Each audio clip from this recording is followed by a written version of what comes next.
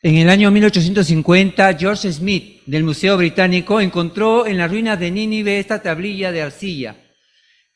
¿Qué contenía la tablilla? Contaba la historia de Gilgamesh. ¿Quiere que se la cuente? Gilgamesh era un rey poderoso e invencible. Pero llegó un momento en que vio la muerte de su mejor amigo, según la historia que se cuenta. Cuando él ve eso, le tiene miedo a la muerte. Así que decide ir en busca del único hombre que para aquel tiempo tenía vida eterna, llamado Unapistin. Cuando lo encuentra, Unapistin le encuentra o le cuenta a él cómo él adquiere la vida eterna. Entonces le dice que los dioses estaban enojados con la humanidad y que le habían dicho que iban a inundarla con una gran tormenta. Entonces, para que Unapistin se salve, tenía que construir una caja de madera, meter ahí a su familia, animales domésticos y salvajes, y así se salvaría. Cuando terminó la inundación, toda la humanidad murió y solamente él sobrevivió. La caja descansó sobre un monte y ellos bajaron e hicieron un sacrificio a los dioses. Pero usted dirá en este momento, ¿pero eso no es la historia de Noé y el diluvio? Claro, sí, porque la historia de Noé es universalmente conocida en el mundo de diferentes maneras. Mire, por ejemplo, podemos ver una imagen en la que 250 pueblos de todo el mundo, tribus y pueblos, cuentan 500 diferentes historias sobre el diluvio. Lo interesante es que todas coinciden en puntos básicos, como por ejemplo el hecho de que hubo una destrucción por agua, que el causante fue los dioses, que hubo advertencia para la humanidad, que hubo sobrevivientes humanos, también sobrevivientes animales, y que fueron conservados en un arca. Básicamente lo mismo. ¿Qué evidencia esto? De que un diluvio sí se dio en la humanidad y quedó grabado allí en la mente a través de la historia. Pero otra cosa que también demuestra el hecho de que hubo un diluvio es la geología. Podemos pensar un momento, por ejemplo, cómo era la Tierra antes del diluvio. Bueno, según el libro El Científico Mensual, este libro dice lo siguiente: en los días antes del diluvio, por decirlo así, el clima de la Tierra era tropical y gran parte de su superficie tenía extensas tierras tropicales donde abundaba la vegetación. Zonas como el continente antártico, que hoy día están congelados, según el libro Ciencia y Vida, se veían así. En un tiempo allí era una tierra verde, donde 70 géneros de plantas crecían. Imagínense, toda la tierra era un trópico, por decirlo así. ¿Cuál era la razón? Porque mucha gente se pregunta eso, ¿no? Si un tiempo fue trópico, ¿por qué ahora está congelado? Además, eso del diluvio, tanta agua, ¿de dónde va a salir? El Génesis da la respuesta. Mire, vamos a ver el capítulo 1. En el versículo 7, en la creación, Jehová hace algo interesante. Vamos a ver. Capítulo 1, versículo 7. Dice: y Dios pasó a hacer la expansión y separó las aguas que estaban debajo de la expansión, o cielo, de las aguas que estaban encima de la expansión, o cielo. Como en la ilustración que vamos a ver también ahí, ¿no? Ahí usted puede ver las aguas divididas, la expansión o cielo, aguas debajo, que son del mar, y la expansión, pero agua en forma de nubes, que cubrían toda la tierra, dice la Biblia. Ahora, ¿es posible eso? Sí. Según el libro El Diluvio del Génesis, existe una zona de la tierra que se llama termósfera. Esa parte puede llegar a los 1000 grados centígrados, lo que quiere decir que todo lo que está allí es básicamente vapor o gases. Sí, Dios puso allí todas esas aguas que dividió y ahí las contuvo. Cuando Él decidió traer el diluvio, esas aguas cayeron. Sí, cayeron e inundaron toda la tierra.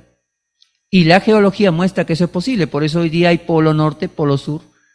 ¿Por qué? Todas esas aguas fueron acumuladas después de que cayeron. Ahora, ¿hay otra evidencia más? Sí, hay otra evidencia más. Por ejemplo, los registros de animales, ¿no? Según algunas publicaciones seglares, se han encontrado grandes cantidades, manadas de animales que están en algunos lugares atrapados.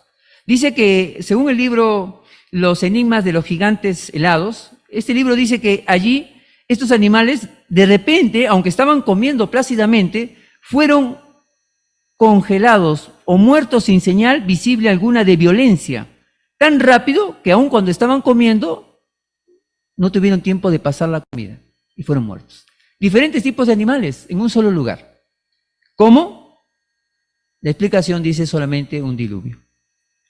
Entonces, ¿hay evidencia? Sí, de que existió un diluvio. Pero para nosotros que confiamos en las Escrituras plenamente, no necesitamos de estas pruebas. Solamente necesitamos el testimonio de alguien que vio el diluvio y nos habla de él. Mateo, la buena noticia sobre Mateo, capítulo 24 y versículo 37, este testigo nos dice así: porque tal como eran los días de Noé, así será la presencia del Hijo del Hombre. 38, porque en aquellos días, el capítulo 24 de Mateo, ¿ya? Mateo 24, 37 y 38. Porque en aquellos días antes del diluvio, y hasta ahí, ¿notó? ¿Quién es el que da testimonio? El mismo Jesucristo. El testigo presencial desde los cielos, en el tiempo que sucedió esto, da testimonio de que hubo un diluvio. Entonces, para nosotros es suficiente. Es más, mire, cuando se escribió la tablilla que hace un momento hablamos, esa tablilla que se encontró en Nínive, ya existían personas como Isaías que daban testimonio de que había una nación y había un diluvio. Y también en el caso de Ezequiel, también lo mismo, hablan del diluvio, porque en ese tiempo existían las naciones que escribieron las tablillas. Entonces, para nosotros es evidente que el diluvio fue algo real. Pero, ¿qué tanto nos importa a cada uno de nosotros saber si existió o no un diluvio? Bueno, mucho, porque Jesús dijo que la presencia de Él en un futuro para destruir la maldad tenía que ver con las mismas características de las personas o de las condiciones que se vivieron antes del diluvio, porque también hubo una destrucción de la maldad. Bien, vamos entonces a hacer una comparación de eso. Las características del tiempo de Noé, cómo tienen que ver con nuestros días que viene la ejecución de la maldad. Pasemos al Génesis, veamos la primera característica. En el versículo 2 del capítulo 6 de Génesis, encontramos lo siguiente. Dice así: los hijos del Dios verdadero empezaron a darse cuenta de que las hijas de los hombres eran hermosas, así que comenzaron a casarse con todas las que quisieron. Bueno, ¿qué detalle encontramos acá? Dice de que los ángeles en los cielos bajaron y comenzaron a vivir en la tierra en contra del propósito divino, es decir, fueron desobedientes. ¿Cómo la tierra se vio ante la presencia de ellos? Bueno, pónganse a pensar, eran los seres más inteligentes y más poderosos de toda la tierra. Y eran rebeldes, podían hacer lo que querían, dominaron el mundo de la antigüedad a su placer. Así que influyeron mucho en la manera de pensar y de vivir de la gente de los días de Noé. Ahora, ¿tiene que ver eso con nosotros? Sí, porque si en aquel tiempo estos seres poderosos influyeron en el modo de vida de las personas hasta arruinar la tierra, hoy día también lo hacen. ¿Hay evidencia de eso? Claro que hay evidencia de su influencia hoy día de los demonios o los ángeles rebeldes. Una de ellas la mencionó el periodista canadiense Tom Harpur. Él dijo que la música, por ejemplo, el entretenimiento, está llena de cosas tan desagradantes y repugnantes que son el tema de dichas canciones. Cuando los jóvenes o las personas se exponen a esa música, según este periodista, suceden cosas terribles. No es raro que más adelante, allá mismo, se encontrara una noticia terrible. Un joven de 14 años mató a puñaladas a su mamá. Imagínense, 14 años. ¿Por qué? Según las investigaciones, dicen que él había estado escuchando una música y repitiendo el tema de la música, que era de rock pesado, ¿no? Llamado el heavy metal. ¿Cómo se llamaba el tema? Sangre y asesinar a mi propia madre. Imagínense. Ahí está la influencia de los demonios hasta en el entretenimiento de la gente hoy día. O, por ejemplo, los videojuegos. Hay muchos jóvenes, como en el caso de una cristiana, que practican los videojuegos. No, un videojuego de repente no es algo malo a la vista del creador, pero la pregunta es, ¿a qué nos lleva? Cuando esta joven comenzó a subir a los niveles del juego que ella consideraba interesantísimo, de repente comenzó a ver que los niveles ya envolvían enfrentarse a personajes espirituales o seres espirituales. Dice que ella tenía pesadillas después de jugar. ¿Por qué? Porque obviamente la impresión de esos juegos con estas características creaba esa sensación dentro de ella. Que decidió, bueno, como dice ella, ¿no? Tuve que dejar de jugar eso porque definitivamente no podía vivir en paz. ¿Influyen los demonios? Sí, hasta en las cosas más simples como el entretenimiento. Bueno, esa es una característica. Otra más podemos encontrarla nuevamente leyendo Génesis en el capítulo 6. Y si recapacitamos en la parte final, dice que los ángeles bajaron y dice así que comenzaron a casarse con las mujeres, con todas las que quisieron. Así dice, con todas las que quisieron. ¿Qué significa eso? Que ellos, por ejemplo, vieron a las mujeres en la tierra y desearon vivir con ellas, como hacen los seres humanos. ¿Era natural para ellos eso? No, ellos no tenían deseos sexuales, ni tampoco deseos de casarse, ni de formar familias. Pero al ver eso, cultivaron un deseo impropio y bajaron. Un deseo pervertido. Entonces hay que entender bien de que algunas cosas se pueden pervertir, ¿no? Y en este caso, estos ángeles tuvieron un deseo que en realidad pues los llevó a hacer algo contrario a la voluntad divina. ¿Qué cosa es lo pervertido? Según cierto diccionario, es la inclinación antinatural de los instintos y el comportamiento. ¿Y qué cosa es algo antinatural? Es lo contrario a lo natural. Es decir, lo que normalmente no se da en la naturaleza. Lo que quiere decir que la naturaleza angelical se deformó, en el caso de ellos, y comenzaron a desear algo que no era posible. Jamás podrían tener ellos esa clase de vida como los seres humanos. ¿Pero era un deseo bueno o malo? Porque dice que se casaban. Sí, pero note que el texto dice que se casaron con todas las que quisieron, con todas. O sea, no era un deseo normal. Ellos no querían simplemente tener una familia feliz, vivir una historia de amor. Ellos querían disfrutar al máximo de un deseo impropio, antinatural.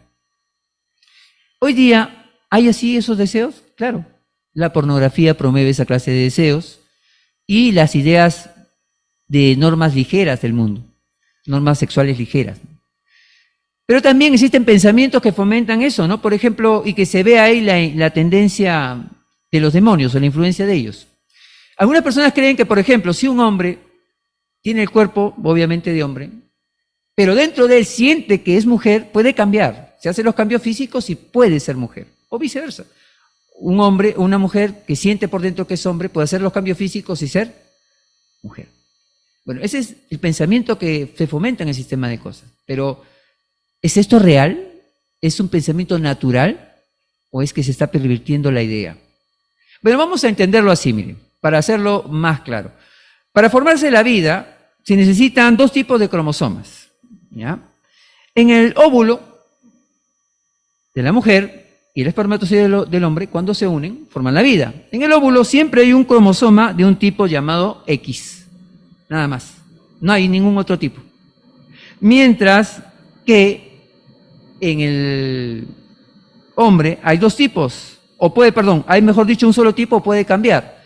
Puede ser Y, el espermatozoide, o puede ser X. Nada más. Entonces, cuando se unen, si por ejemplo el del espermatozoide llega a ser X y el de la mujer obviamente es X, ¿qué se forma? Doble X. Mujer, pelo largo, voz fina, rasgos finos, caderas anchas, 30% menos de peso que el hombre. Mujer.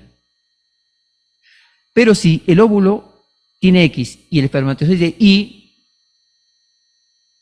se forma XY. Hombre.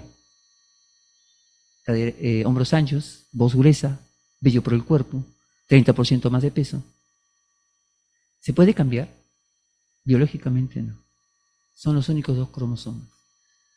Entonces, la idea de que alguien puede cambiar a voluntad el sexo es una idea que empezó en el tiempo antes del diluvio. ¿Quiénes? Los ángeles. Ellos pensaron que podían cambiar y hacer, de acuerdo a sus deseos, cambiar, ¿no? Y poder hacerse el cuerpo que ellos querían. Entonces, no es una idea nueva. Ahí se ve la influencia en lo sexual de los demonios. Ahora, ¿qué más pudiéramos decir? Otra característica más que tiene que ver con los días de Noé, la encontramos nuevamente en el capítulo 6 de Génesis, esta vez el versículo 4. ¿Cuál fue el resultado de la unión entre mujeres humanas y ángeles? Dice así, tuvieron los Nefilim, Génesis 6:4. Ya estaban en la tierra. Ahí está. El resultado, sus hijos llamados Nefilim. En la parte final del versículo 4 dice, estos fueron los hombres poderosos y famosos de la antigüedad.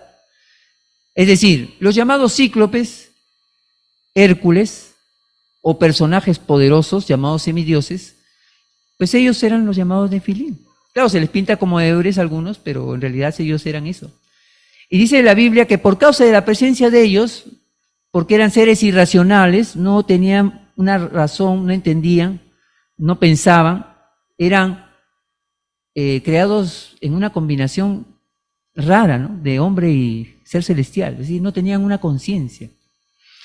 Y mire lo que sucedió, versículo 11. Ahora bien, el Dios verdadero vio que la tierra estaba arruinada, llena de violencia. Estos Nefilim tenían la característica de ser medio animales, es decir, tenían actitudes animales y salvajes, promovían la violencia. Hoy día también sucede lo mismo, porque obviamente en el tiempo de los días de Noé, los ángeles promovieron la violencia junto con los Nefilim, y hoy día también los demonios hacen lo mismo. ¿Sí?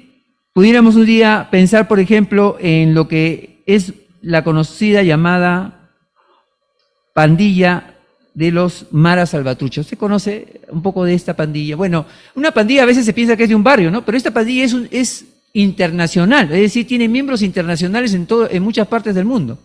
Los Mara Salvatrucha, conocidos como los amigos salvadoreños, el significado, hicieron algo particular en el año 2004. ¿Qué hicieron? Ellos vieron a un ómnibus lleno de personas, mujeres y niños también, y decidieron avalear dicho ómnibus sin piedad hasta que nadie estuviera vivo. Y para asegurarse, uno de ellos subió, según la noticia, y terminó de matar a aquel que posiblemente estaba vivo. ¡Qué violencia! ¿Por qué lo hicieron? Cuando se les preguntó por qué los Mara Salvatrucha hicieron eso, ellos dijeron que lo hicieron porque estaban protestando contra la pena de muerte. Imagínense.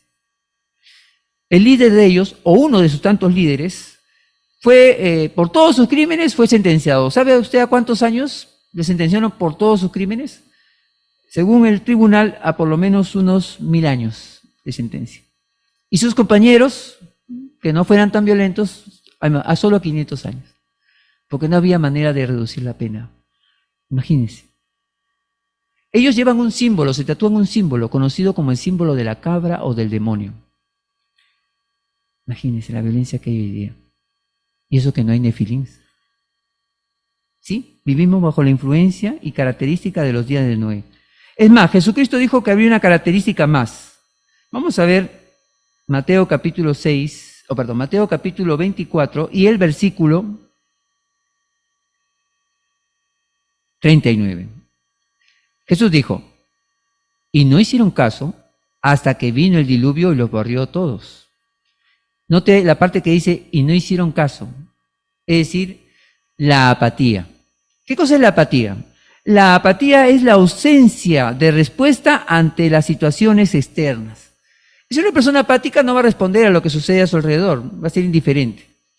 Y eso es lo que vemos ahora cuando vamos de casa en casa. La gente no responde al mensaje, es totalmente indiferente, aun cuando ellos dicen que creen en Dios.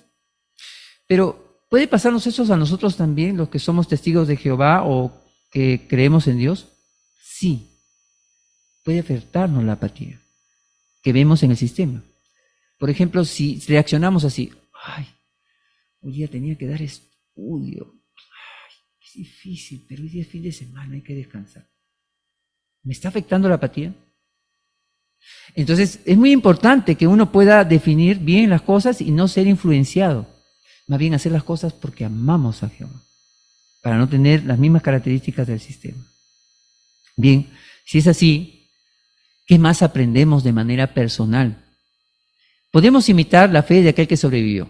En este caso, Noé. Bien, vamos a ver, por ejemplo, ahora queremos ver en pantalla el libro de Hebreos. No lo busque, ahí en pantalla va a aparecer el libro de Hebreos, para que pueda usted seguir la consideración que vamos a tener. Y vamos a ver qué más podemos seguir aprendiendo para sobrevivir. Ya sabemos que vivimos en el tiempo el fin, como dijo Jesús. Igual que el diluvio, habrá una ejecución de la maldad. ¿Qué tenemos que hacer para sobrevivir? Bien, el texto dice así en Hebreos 11:7. Dice, usted puede leer en la pantalla, hablando de Noé, por la fe, Noé, después de recibir una advertencia divina de cosas que todavía no habían visto. Bien, vamos a detenernos en esa parte del texto. Después de recibir advertencia divina, ¿sí? Noé se le dio una advertencia de lo que sucedería y en ese instante que recibió la advertencia, él se convirtió en algo. ¿Saben qué? Ahora sí, revise segunda de Pedro, en su capítulo 3, por favor. Su capítulo 2 y versículo 5. Y vamos a ver en qué se convirtió Noé al saber de la advertencia divina. 2:5. En la parte que dice, pero mantuvo a salvo a Noé, predicador de... Ahí está. ¿A qué justicia se refiere? ¿A la justicia de Noé? No, a la justicia divina. ¿Predicaba Noé a los ángeles rebeldes? No. ¿A los nefilín? Tampoco, porque eran irrazonables. ¿A la gente mala que estaba arruinando la tierra? Sí. ¿Por qué? Porque era la justicia divina. No se sabía quién sobreviviría. Por eso dice que el texto de Hebreos dice ahí, todavía no se habían visto. Claro, no sabía quién sobreviviría y si sobreviviría a alguien además de su familia. No lo sabía. No había visto eso. Pero la fe le indicaba que debería dar testimonio imparcial, justo a la vista de Dios. Hoy día nosotros dedicamos también tiempo a predicar y a dar testimonio imparcial y justo, como Noé. Sí, predicadores de justicia. Pero ¿somos imparciales realmente al predicar como Noé? ¿Justos a la vista de Dios como Él desea? Le cuento algo personal. En un territorio donde yo estaba predicando por Pachacútec, siempre había un grupo de vagos, es decir, un grupo de personas que siempre estaban sucias, malolientes, y siempre se reunían para beber. La verdad, con sinceridad, me era muy difícil pensar que yo podía predicarles. Hasta que un día decidí hacerlo. Y me acerqué a uno de ellos que a veces lo veía lúcido, no bebido. En ese momento me acerqué y hablé con él. Y parecía increíble, la persona comenzó a responder al mensaje y a escucharme y conversamos buen momento, buen rato con él. Sus compañeros se alejaron, pero él no. Luego de una conversación que tuvimos, le pregunto, porque tenía curiosidad, dígame, ¿y usted siempre ha estado así, por decir así, en esas condiciones, todo sucio, así bebiendo en exceso? No le dije eso, ¿no? Pero era la manera de decirse, ¿no? Siempre ha estado así. Me dijo, no, yo tenía una casa, un buen trabajo. Tenía una buena vida, pero desde que me abandonó mi esposa, dejé mi casa, mi trabajo y he vivido así hace 8 años. Entonces, ¿qué aprendemos? Que ser predicadores de justicia no sabemos quién se puede salvar, pero puede ser que nos cueste acercarnos a cierto tipo de personas y tal vez estén buscando la verdad. Muy bien, ¿qué más sigue diciendo el texto? Bueno, volvemos a Hebreos para ver qué aprendemos, seguimos aprendiendo de Noé. Ahí sigue diciendo, demostró temor a Dios y construyó un arca para salvar a los de su casa. 2 cosas, ¿no? Como dice ahí, claramente, demostró temor de Dios, 1, y construyó. Esto tiene que ver con las 2 cosas también que son importantes para la salvación de nosotros hoy día y de las personas. Ahora vamos a ir al libro de Segunda de Pedro. Vamos a Segunda de Pedro, capítulo 3. Y allí encontraremos la comparación que se hace en el versículo 11. También se habla de las mismas 2 cosas, pero con diferentes palabras. Dice así, en la parte final dice, deben realizar actos santos de conducta, ¿no? Segunda de Pedro 3:11. Deben realizar actos santos de conducta y hechos de devoción a Dios. Actos santos de conducta.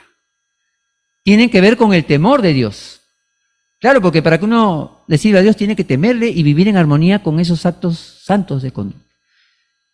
Por eso yo tengo normas definidas en mi vida, claras, que no cambian con las modas del mundo en cuanto a moralidad. ¿Cómo soy yo en los negocios? ¿Soy honesto como las normas bíblicas lo dicen? ¿O me aprovecho de los demás? ¿Tengo vicios como la mayoría de personas? ¿O el temor de Dios me impide tenerlos? Entonces, como dice acá, hay que tener actos, dice claramente, santos de conducta. Ahora, hechos de devoción piadosa, porque dice acá que Noé construyó. ¿Qué tiene que ver? Mucho. Porque Noé no se puso a construir algo para engrandecer su nombre y tener un proyecto al cual mostrar a todo el mundo y decir yo hice esto. No, él no se esforzó para eso, para un proyecto personal de renombre, ni le daría riquezas. Él sabía que ese proyecto envolvía la salvación y la vida de mucha gente y trabajó duro a eso, trabajó constantemente. Hoy día, ¿hacemos lo mismo? Sí. ¿Cómo? Como dice acá Pedro, hechos de devoción piadosa. Las reuniones en las cuales estamos, por ejemplo, predicar las buenas noticias del reino de Dios, cursos bíblicos que damos a las personas, adoración en familia, trabajamos en el mantenimiento del salón del reino, de las asambleas, de proyectos de construcción, etc. Hechos de devoción piadosa, porque todo tiene que ver, todo eso, con el propósito de Jehová, así como el arca tuvo el propósito de Jehová, como bien lo dice ahí. Eso aprendemos de Noé. Y finalmente lo que dice la última parte del texto. Dice, por medio de esa fe condenó al mundo y se convirtió en heredero de la justicia que se obtiene por la fe. 2 veces aparece la palabra fe, ¿notó? Y dice que esa fe nos hace herederos del magnífico nuevo mundo que Dios traerá después de la destrucción de la maldad, así como sucedió después del diluvio. La vida de Noé fue magnífica. Pero dice ahí que somos herederos de una promesa. Por eso, si somos herederos, ¿cómo me veo yo? ¿Soy diferente a la mayoría? ¿Cómo es mi corte de pelo, mi vestimenta, mi habla, mi trato con las personas? ¿Muestro ser diferente? ¿O muestro en parte ser como ellos? Si es así, quiere decir entonces que podemos nosotros tener la herencia de los que poseerán la tierra, dice la Biblia, los justos, si nos esforzamos por ser diferentes, por fe, porque creemos que va a suceder. No pensamos que vivimos solamente porque pertenecemos a una religión, no. Entonces, podemos sobrevivir si imitamos a Noé. Algo más que pudiéramos tomar en cuenta, ya podemos quitar la imagen de Hebreos, es recordar que las promesas bíblicas, las profecías bíblicas son plenamente confiables. ¿Cuántas profecías bíblicas vio cumplirse Noé? ¿Se ha preguntado eso? Bueno, vamos a ver una, ¿ya? Génesis capítulo 3. Una de tantas, por supuesto, pues porque cuando Dios habló hubo varias. Génesis capítulo 3 y el versículo 19. Dice así: con el sudor de tu frente comerás el pan hasta que vuelvas al suelo, porque de él fuiste formado, porque polvo eres y al polvo volverás. Aunque Noé llegó a vivir y sus parientes llegaron a vivir cientos de años, él veía que tarde o temprano todos regresaban al polvo.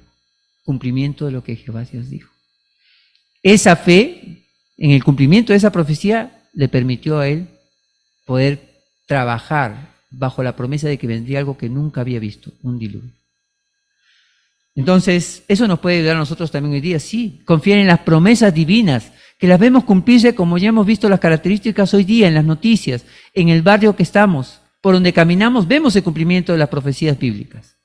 Por lo tanto, hoy día nosotros podemos aprender de esas profecías y recordar que hay mucho que aprender. Mire, Moisés aprendió a perseverar cuando escribió el libro de Génesis y la historia de Noé. Ante los problemas que tuvo, perseveró y confió, tuvo fe también, dice el libro de Hebreos, y obedeció a Dios por esa fe. Así que nosotros podemos hacer lo mismo. Después de que hubo el diluvio, ¿qué sucedió? Bueno, Jehová Dios le dijo a Noé, mire, lo mismo que le dijo a Adán y Eva: sean fructíferos, llenen la tierra, cumplan el propósito. A nosotros también nos espera lo mismo. ¿La tierra se llenará en aquel tiempo si cumplimos hoy día las normas de Dios y pasamos ese maravilloso nuevo mundo? Y participaremos de ese propósito que no llegó a cumplir Adán y Eva. ¿Qué aprendemos del diluvio universal? Aprendemos de que sí existió un diluvio, innegablemente. La ciencia lo prueba. Pero para nosotros es suficiente saber que la Biblia dice que hubo, pero que por lo tanto hay características que son comparables y que así como esas características, dijo Jesús, que mostraron que se iba a la destrucción ese mundo, este mundo igual tiene características que lo llevarán a la destrucción. ¿Podemos sobrevivir? Sí. ¿Cómo? Como Noé, siendo predicadores de justicia, viviendo con las normas morales de Dios, haciendo cumplir su propósito en nuestra vida. Si hacemos todo eso, podemos esperar mucho más que este mundo, una vida eterna y un paraíso maravilloso, como Adán y Eva pudieron haberlo obtenido.